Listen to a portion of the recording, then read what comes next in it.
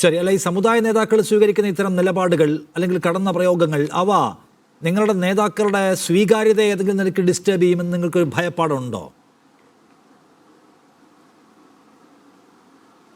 നിഷാദെ, ഒരു തരത്തിലുമില്ല.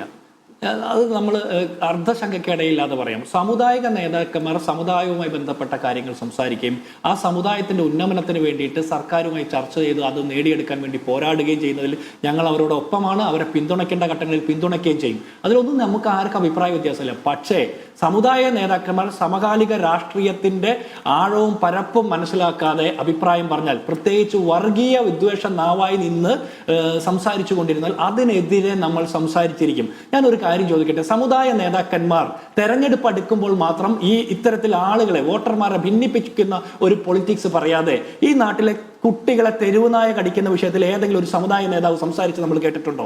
ഈ തെരുവുനായ കടിക്കുന്ന കുട്ടികൾ വാക്സിൻ എടുത്തിട്ട് മരണപ്പെടുന്ന ആരോഗ്യവകുപ്പിന്റെ അനാസ്ഥയെക്കുറിച്ച് സംസാരിക്കുന്നുണ്ടോ?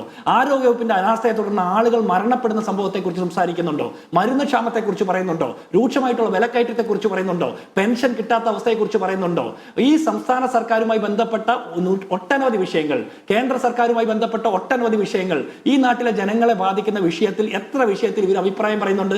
ആ വിഷയങ്ങൾ ഇവരുടെ സമുദായ അംഗങ്ങളായിട്ടുള്ള സാധാരണക്കാരെ കൂടി ബാധിക്കുന്നതല്ലേ? അപ്പൊ അത്തരം കാര്യങ്ങളെ അഭിപ്രായം പറയാതിരിക്കുകയും, ഞാൻ ചോദിക്കട്ടെ, കേരളത്തിലെ ആഭ്യന്തര വകുപ്പിന്റെ കഴിഞ്ഞ 9.5 കൊല്ലക്കാലത്തെ ചരിത്രം പരിശോധിച്ച് നോക്കി.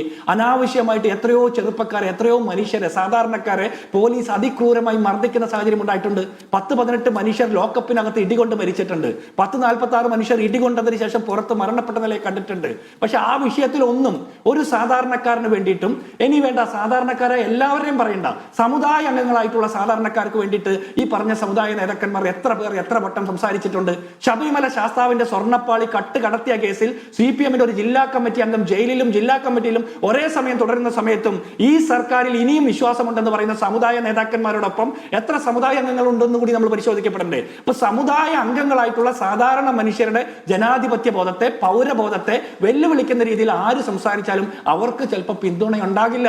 അതുകൊണ്ടാണ് സമുദായ നേതാക്കന്മാർ ഈ നേതാവിനെ തോൽപ്പിക്കണമെന്ന് പറയുമ്പോൾ ആ നേതാവ് വലിയ സമുദായങ്ങളുടെ ഇത്തരം വിയോജിപ്പുകൾ ഒരു പൊതു അഭിപ്രായത്തിന്റെ ഭാഗമായി വരുന്നതല്ല എന്നാണ് ജിൻഡോ ചൂണ്ടിക്കാണിക്കുന്ന കാര്യം.